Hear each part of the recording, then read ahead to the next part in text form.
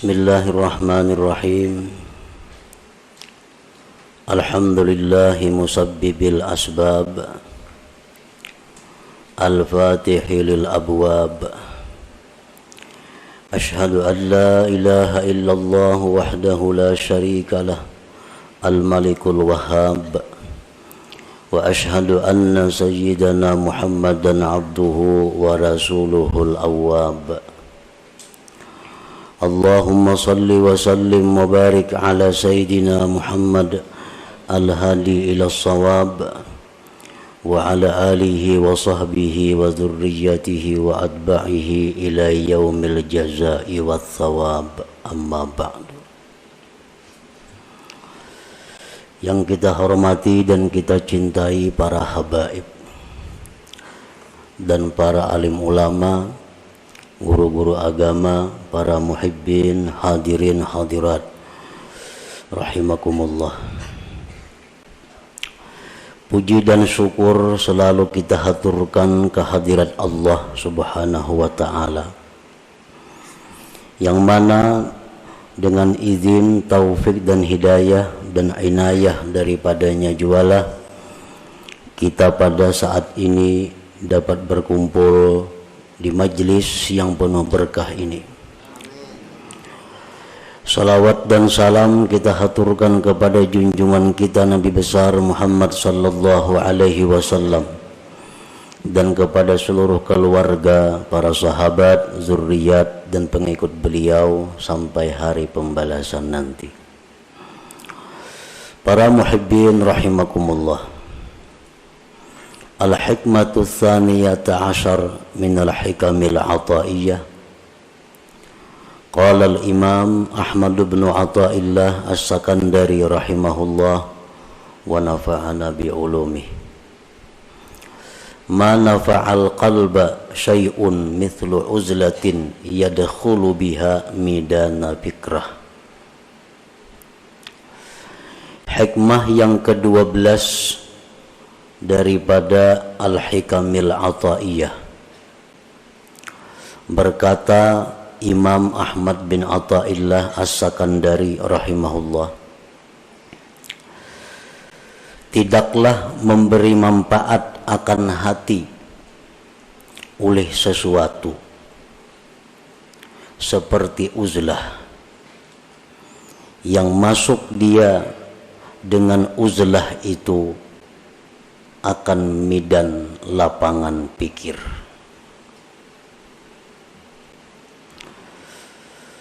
Tidaklah memberi manfaat akan hati oleh sesuatu seumpama uzlah mengasingkan diri daripada manusia, yang mana dia masuk dengan uzlah itu akan midan lapangan fikrah, berpikir. Itulah tarjamah atau makna daripada hikmah yang ke-12 ini. Adapun syarah atau penjelasan daripada hikmah yang ke-12 itu adalah la syai'a anfa'a lil qalbi min uzlatin ay khalwatin mashubatin bitafakkur. Tidak ada sesuatu yang lebih bermanfaat untuk hati daripada uzlah, artinya khalwat, menyendiri, menjauh daripada manusia, yang disertai dengan tafakkur. Nah, para muhibbin rahimakumullah, di dalam diri kita ini ada yang disebut dengan qalbun, hati. Yang dimaksud dengan hati itu bukan segumpal daging yang ada di dada sebelah kiri kita, tetapi yang dimaksud dengan hati itu adalah sesuatu yang dinisbahkan kepada Allah Subhanahu wa ta'ala, yang berada di dalam diri kita, yang dengan hati itu kita bisa mengetahui mana yang baik, mana yang buruk, mana yang menuju surga, mana yang menuju neraka. Nah, hati kita itu apabila baik, maka baiklah seluruh anggota tubuh kita. Tetapi bila hati kita ini rusak, maka rusaklah seluruh anggota tubuh kita. Imam Ahmad bin Athaillah menyebutkan di dalam hikmah yang ke-12 ini adalah tentang hati yang rusak. Hati yang rusak itu adalah hati yang seringkali lupa kepada Allah. Hati yang hanya memikirkan kepentingan-kepentingan sesaat, namun melupakan akibat. Nah, ini hati yang rusak. Dan hati yang rusak inilah yang ada pada diri kebanyakan kita. Hati yang demikian yang rusak itu kalau ingin selamat maka mesti diobati. Agar bisa hati kita ini selalu ingat kepada Allah, selalu ingat kepada Rasulullah sallallahu alaihi wasallam, dan selalu memikirkan tentang yaumil akhirah, hari akhirat. Nah, bagaimana caranya memperbaiki hati yang rusak itu? Beliau mengatakan bahwa yang paling bermanfaat, yang paling mujarab untuk mengobati hati yang rusak itu adalah uzlah atau khalwat. Artinya menjauh daripada manusia, menyendiri, tetapi disertai dengan tafakkur. Dengan kita menyendiri dan tafakkur, maka hati yang rusak tadi diharapkan bisa baik. Nah, itu yang dimaksud di dalam hikmah yang ke-12 ini. La khaira fi uzlatin ay khalwatin la tafakkura fiha wa la nuhuda li tafakkurin la uzlata ma'aha. Tidak ada kebaikan pada uzlah khalwat yang tidak ada tafakkur padanya. Kita menyendiri, mengasingkan diri daripada manusia, tapi kada ada tafakkur. Nah, maka itu uzlah, tidak ada kebaikannya. Sedangkan tafakkur tapi tidak uzlah, tafakkur di waktu kita berada di tengah-tengah umat, tafakkur di waktu kita berada di tengah-tengah masyarakat, maka tafakkur itu tidak akan menimbulkan kemajuan. Tafakkur itu tidak akan murni. Tafakkur itu tidak akan bersih, sehingga tidak sesuai saat yang diharapkan dengan tafakkur itu. Nah, oleh karena itu pengarang tadi menyebutkan bahwa uzlah yang disertai dengan tafakkur itulah yang paling bermanfaat untuk memperbaiki hati yang rusak itu. Para muhibbin rahimakumullah, qala Rasulullah sallallahu alaihi wasallam, tafakkuru sa'atin khairun min ibadati sab'ina sanah. Tafakkur sesaat, satu mat, itu di sisi Allah lebih baik nilainya, pahalanya daripada ibadah kita selama 70 tahun yang tidak ada tafakkurnya. Kita beribadah, misal ibadah apa, tapi kada ada tafakkurnya 70 tahun, maka harganya lebih mahal tafakkur sesaat di sisi Allah subhanahu wa ta'ala. Lianna bihi yasidul abdu ila ma'rifati haqaiqil asya wa ila ta'zimillah ta'ala wa ta'zimi kulli ma yurdi. Karena dengan tafakkur itu sampailah seorang hamba kepada mengenali hakikat-hakikat sesuatu. Dengan tafakkur itu seseorang bisa mengagungkan Allah. Dengan tafakkur itu dia bisa mengagungkan tiap-tiap sesuatu yang membuat ridhanya Allah. Nah, para muhibbin rahimakumullah. Apa yang pertama tafakkur itu? Apa yang pertama mesti kita pikirkan? Yang pertama kita pikirkan adalah diri kita. Karena man arafa nafsah arafa rabbah. Barang siapa yang mengetahui dirinya, maka dia akan mengetahui Tuhannya.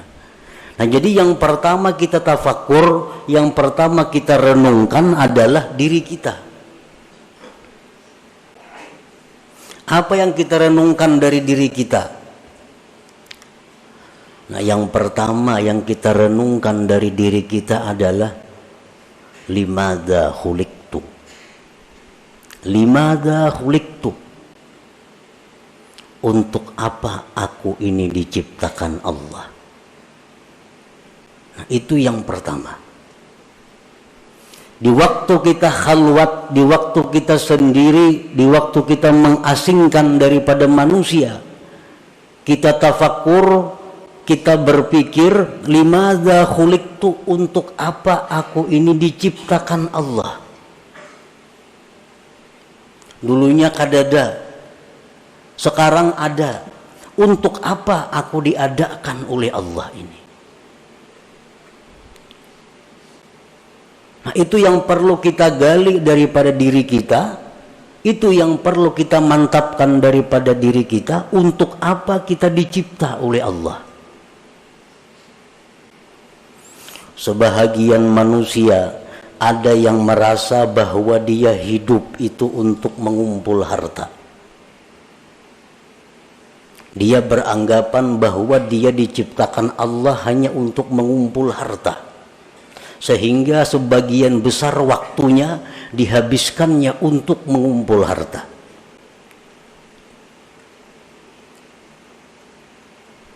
Walaupun itu dia mengakui atau dia mengingkari, tapi kenyataan fakta membuktikan bahwa sebagian besar waktu dia habiskan untuk mengumpul kekayaan.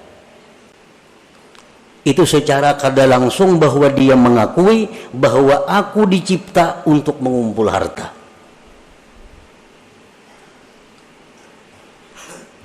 Jam 8 sampai jam 5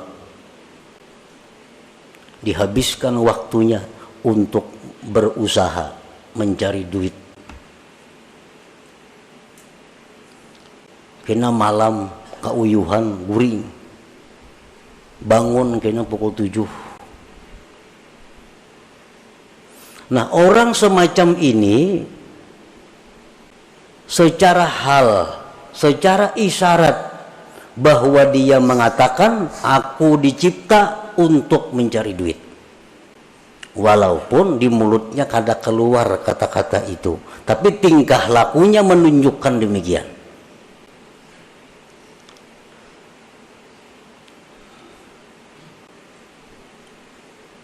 Nah, itu yang kita renungi. Apakah bujur seperti itu? Apakah benar kita dicipta oleh Allah untuk mencari duit? Nah, itu yang perlu tafakkur. Yang pertama kita renungi hidup kita. Kita renungi berapa umur kita habiskan. Kita mengakui bahwa kita ternyata hidup ini adalah untuk duniawi semata-mata. Akhirat ada, tapi porsinya kecil, porsinya sedikit. Nah, makanya tafakkur itu nilai pahala di sisi Allah sangat besar.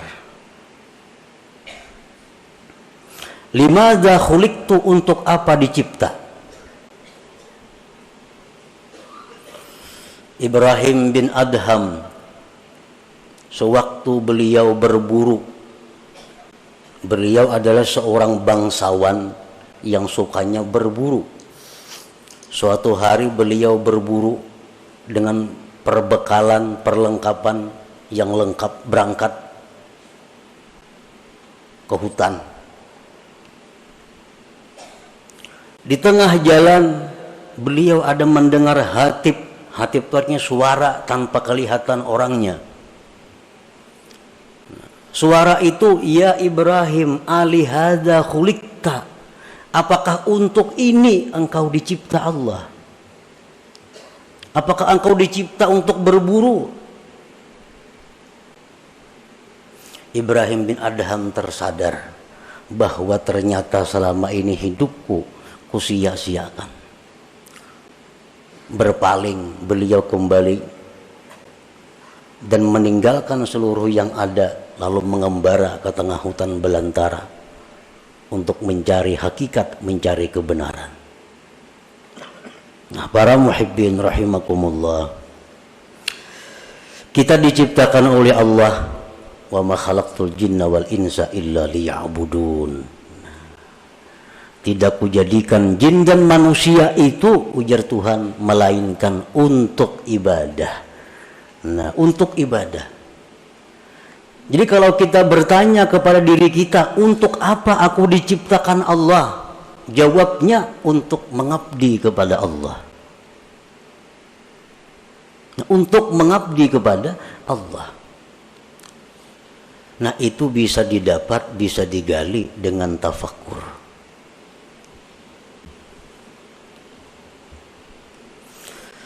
Nah, berhubung ibadah ini ada yang memerlukan sarana-sarana, ibadah ini ada memerlukan dana-dana, lalu dicarilah usaha, dicarilah duit, dicarilah makanan, dicarilah pakaian, dicarilah tempat tinggal. Supaya apa semuanya itu? Supaya bisa nyaman dan terus-menerus beribadah kepada Allah.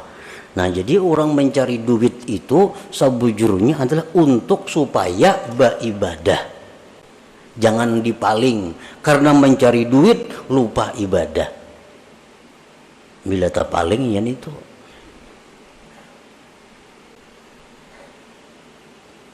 Nah, jadi yang pertama tafakkur itu dulu.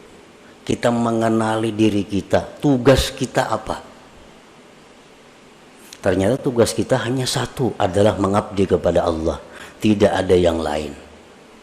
Allah kadang memberi tugas kepada kita untuk mencari duit. Allah kadang memberi tugas kepada kita untuk berusaha itu ini kadang. Tapi yang ditugaskan Allah kepada kita hanya adalah ibadah kepada Allah. Dan Allah menjamin dalam banyak ayat di Al-Quran bahwa Allah akan memberikan rezeki, memberikan kecukupan kepada mereka-mereka yang ingin beribadah kepada Allah.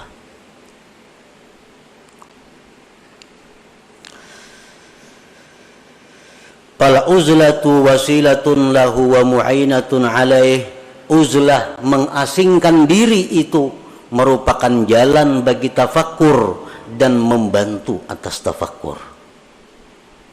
Mungkin kita di tengah manusia, di tengah keributan, kita akan sulit dapat tafakkur yang murni. Tapi kalau kita di tempat yang sunyi, di tempat yang sendiri, nah itu diharapkan ada tafakkur yang bersih. Jadi menyendiri itu merupakan wasilah. Mengasingkan diri dari manusia itu merupakan membantu untuk tafakkur. Hadhihi liman laisa lahu syaikhun yurabbi. Ini uzlah bagi orang yang tidak punya guru yang membimbing dia.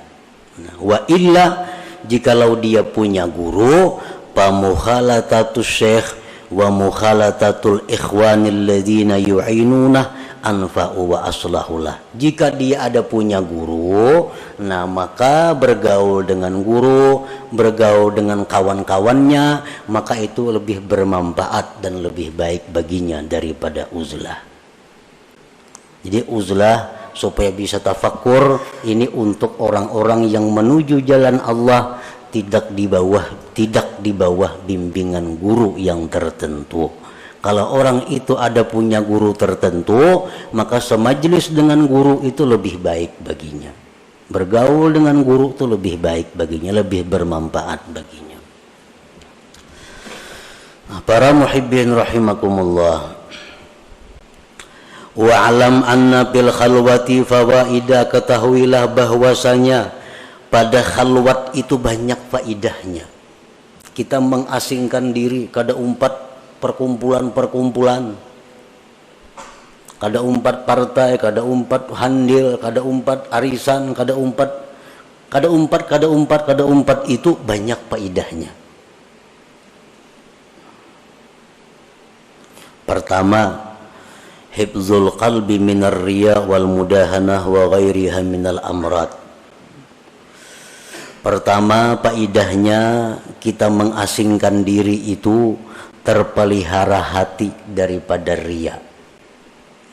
Kan riya itu minta lihat orang. Amun seorangan siapa yang melihat? Selamat hati daripada riya, daripada mudahanah, dan selainnya daripada penyakit-penyakit hati, sum'ah. Nah, selamat. Yang kedua, faidahnya uzlah itu hifzul basar min afatil manzurat, terpeliharanya mata daripada bahaya-bahaya yang dipandang.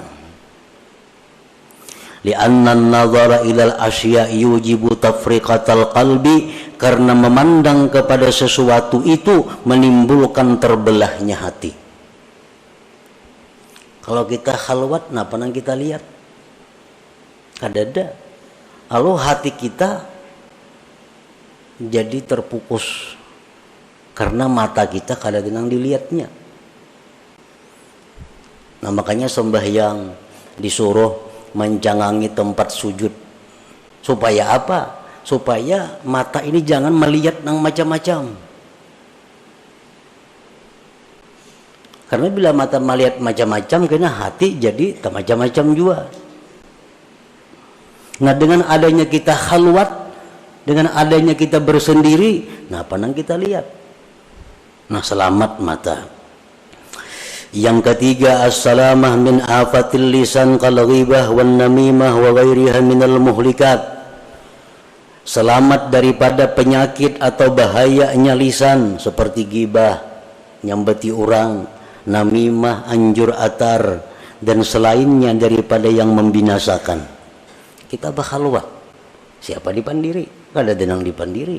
Nah, selamat dulu mulut kita daripada menyambat orang, daripada menganjur atar orang. Qala Nabi sallallahu alaihi wasallam, aktsaru khataya ibni Adam bilisanih, kebanyakan dosa manusia itu di lisannya. Dengan uzlah atau khalwat, lisan kita selamat. Yang keempat, keuntungannya kita menyendiri, as-salamatu min suhbatil asrar, kita selamat daripada bersahabat dengan orang-orang jahat. Orang-orang jahat ini contohnya orang-orang yang ahli riba itu orang-orang jahat, orang-orang peminum orang-orang jahat, orang-orang rentenir orang-orang jahat, orang-orang zalim orang-orang jahat.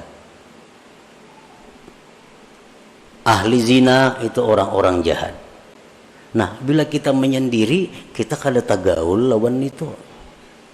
Tapi amun kita bagaul, nah, bisa kemungkinan kita bersahabat dengan mereka itu.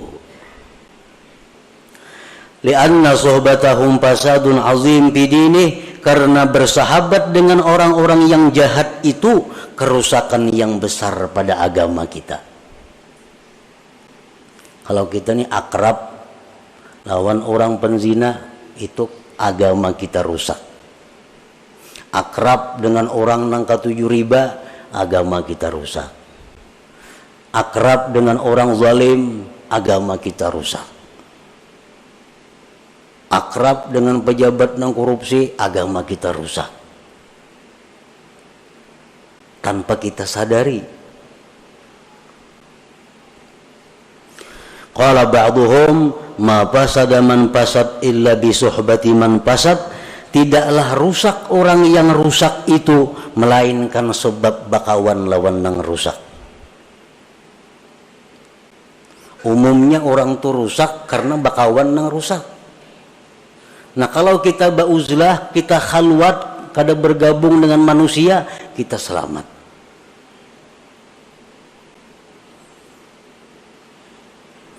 Orang-orang yang dimasukkan dalam asrar, kelompok orang-orang jahat, itu pandangan matanya itu bisa menularkan kejahatan kepada kita, terutama kita nang kada kuat keimanannya. Orang jahat jangan lawan kita berjauh aja lagi. Pandangannya itu bisa mendatangkan laknat Allah kepada kita. Apalagi kekanakan halus tuh. Jangan nak dijapa-japa ya orang nangka itu. Karena keringat mereka itu adalah keringat yang dilaknat oleh Allah. Jadi bahaya bersahabat akrab dengan orang-orang yang masuk dalam gulungan asrar, yang sudah dianggap orang-orang jahat itu. Pandangan matanya bisa merusak agama kita, apalagi sentuhannya maginnya lagi, apalagi memakai bekas pakaiannya maginnya lagi, minjam kendaraannya bahaya lagi. Jadi semua kejahatan, maka sesuatu yang terkait dengannya adalah membahayakan agama kita. Nah sebaliknya sama dengan orang-orang saleh, orang-orang yang dicintai Allah. Pandangan mereka itu mendatangkan rahmat. Keringat mereka, keringat mendatangkan rahmat. Semua apa yang bekas mereka adalah rahmat.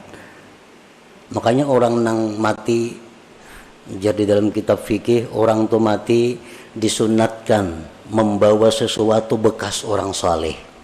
Itu kan kita fikih ada tuh.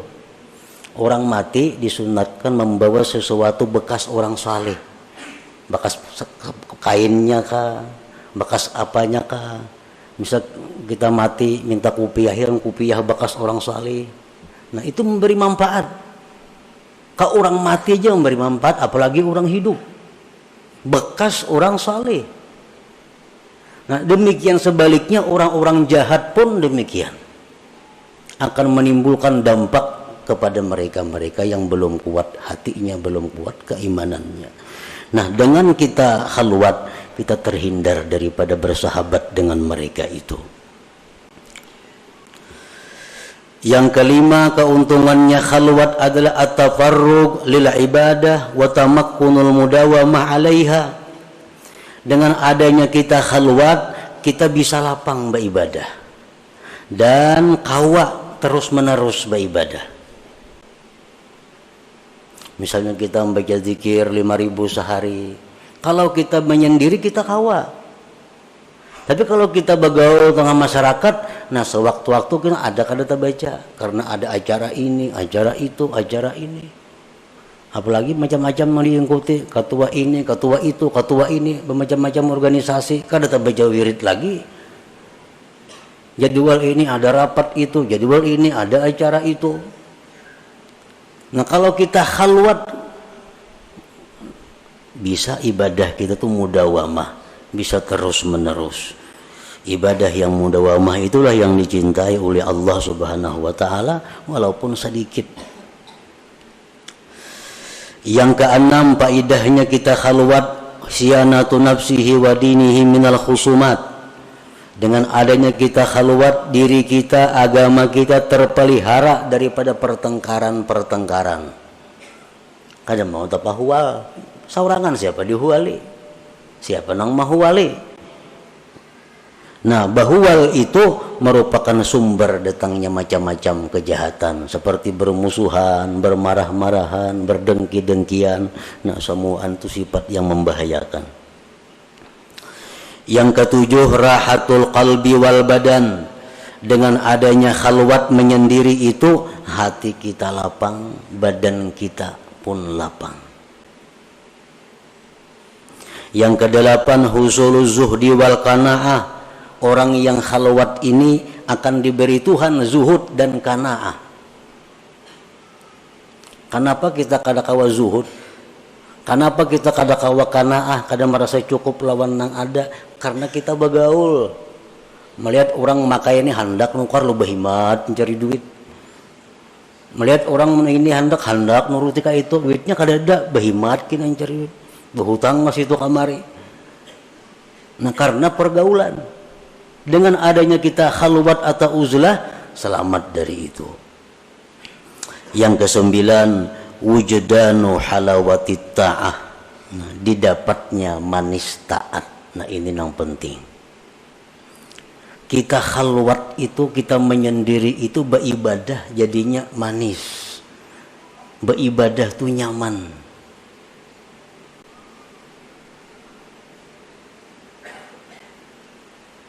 Qala Abu Talib al-Makki rahimahullah, la yakunul murid shadikan hatta yajida bil khalwah minal halawah wan nasyat wal quwwah ma la yajidu bil alaniyah. Tidaklah seseorang murid itu benar sehingga dia mendapati di dalam khalwat itu manis dan rajin kuat ibadah, sesuatu yang tidak ia temukan di tengah orang banyak. Ini menandakan kita nih bujur.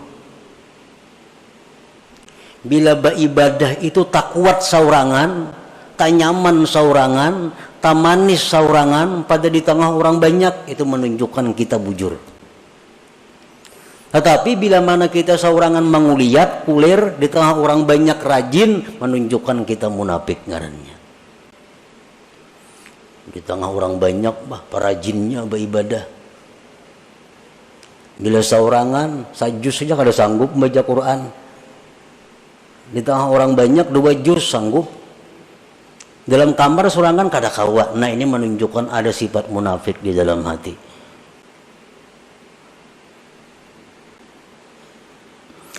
Yang ke-10, faidahnya uzlah at-tamakkun minat tafakkuril khalis ad-daim wa huwal maqsudul a'zam bil khalwah. Bisa kawa tafakkur yang murni, yang terus menerus, itulah tujuan yang besar di dalam khalwat, di dalam uzlah itu. Nah, para muhibbin rahimakumullah, uzlah atau khalwat artinya menyendiri daripada orang. Dan itu kada semua orang bisa melakukannya. Menyendiri. Seseorang bertanya kepada gurunya, kaifat tarik ila tahqiqil ibadah wa tahsili halawatiha. Ujar si murid ini, wahai guru, bagaimana cara supaya bisa ibadah itu mantap dan manis? Ujar gurunya menjawab, kala syekh, la tanzur ilal khalqi wa khassatan abna'ad dunia. Kalau ikam hendak mantap beribadah, hendak manis, jangan memandang kepada makhluk, terutama orang-orang yang cinta dunia. Jangan dipandang. Maiti aja jangan. Jadi jangan murid, maka ada sanggup, wahai guru. Guru di pasar begana, berdagang, macam-macam nang dihadapi, kayak apa? Kenapa garang maka kada boleh memandang orang-orang yang cinta dunia itu. Ujar gurunya, fa innan nazar ilaihim zulmah. Memandang kepada orang-orang yang cinta dunia itu menimbulkan gelap di dalam hati kita. Nah, memandang aja sudah bahaya. Kada sanggup nang murid nenek. Hidupnya kada di kampung, hidupnya kada di hutan, hidupnya di tengah masyarakat dan berusaha. Nah, kalau ikam kada sanggup, ini barang pala tasma' kalamahum. Ayo kita memandang mereka, tapi jangan mendengari pembicaraan mereka. Jangan dengari perkataan-perkataan ahli dunia. Kada kau melihat TV lagi tuh, berita-berita. Kenapa garang kada kau kada boleh mendengari pembicaraan ahli dunia itu? Fa inna kalamahum kaswah. Pembicaraan orang cinta dunia itu menimbulkan keras hati kita. Kita ini menalinga orang berpandir dolar, pandir emas. Seorang bisi emas kada, dolar kada. Ini menalinga mana. Itu membuat hati kita keras.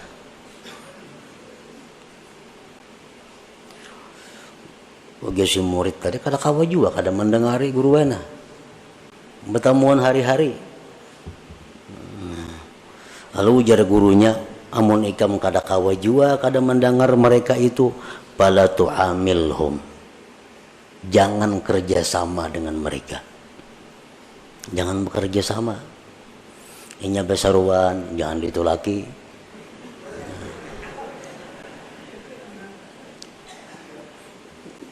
Orang-orang bakhil tuh, orang-orang bakhil. Besaruan, jangan ditulaki. Kenapa? Makanannya itu daun penyakit. Itu ujar Nabi medahkan. Orang bakhil tuh makanannya itu penyakit. Kayak mengetahui orang tuh bakhil kadanya. Tak kau ini di kampung tuh kadang alih kada. Bila kada terdengar menyumbang, kada terdengar baruhan, bakhil ngarannya. Orang ada itu laki. Orang ada bisa baruhan tuh bakhil ngarannya. Nah, inya baruhan jangan tulak penyakit. Itu jar Nabi kita medahkan itu. Makanan yang dihidangkan dari orang bakhil itu daun penyakit. Namun ikam kada kawa kada memandang mereka, kada kawa kada berpandir lawan mereka, jangan kerjasama. Jangan hendak berjual tukar lawan inya, jangan hendak mendatangi inya, jangan hakun didatangi inya. Bah kada kawa juga guru kayak itu, kada sanggup juga. Nah, jaguru nang terakhir, mun ikam kada sanggup juga itu, fala taskun ilaihim. Jangan ikam tentram kepada mereka. Ini yang terakhir, jangan tentram. Kadang-kadang hati kita nih, bila parak orang sugih asa nyaman. Nah, itu iya ngaran tentram melawan mereka. Bila parak orang miskin bepaluhan sakada nyaman. Nah. La taskun ilaihim, jangan tentram kepada mereka. Janganlah dijadikan orang-orang cinta dunia itu penentram hati kita, jangan. Fa inna sukun ilaihim halakah, karena mencari tentram kepada mereka itu kebinasaan kita. Nah, ini terakhir. Jadi ayuha hendak memandang mereka, hendak mendengari perkataan mereka, hendak bekerja sama lawan mereka, tapi sebuting. Jangan hendak tentram, jangan hendak merasa tenang dengan mereka itu. La yajidu halawatal ibadah man kana qalbuhu sakana ila ghairillah. Tidaklah bisa mendapatkan manisnya ibadah orang nang hatinya itu tentramnya kepada selain Allah. Orang tuh hatinya tentramnya bukan lawan Allah. Nah, orang ini ibadahnya kada mau manis. Tapi bila orang ini menyebut Allah tentram hatinya, menyebut Allah senang hatinya. Nah, orang seperti ini yang bisa dapat manisnya ibadah itu. Nah, jadi amun kada kawa bakhalwat, ini yang kita pakai. Jangan hendak mencari ketentraman, ketenangan kepada makhluk Allah, terutama abna'ud dunia, orang-orang yang cinta kepada dunia itu. Nah, itulah sebagian yang dimaksud daripada hikmah yang ke-12 daripada Al-Hikamul Ata'iyah. Selanjutnya hikmah yang ke-13. Ila hadratin Nabi sallallahu alaihi wasallam al-Fatihah. Iyyaka na'budu wa iyyaka nasta'in.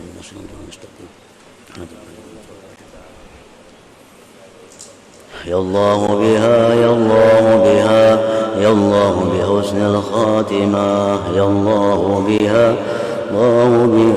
يا الله بحسن الخاتمة يا الله بها يا الله بها يا الله بحسن الخاتمة فيا أيها الرجل منه شفاعة صلوا عليه وسلموا تسليما اللهم صل وسلم وبارك عليه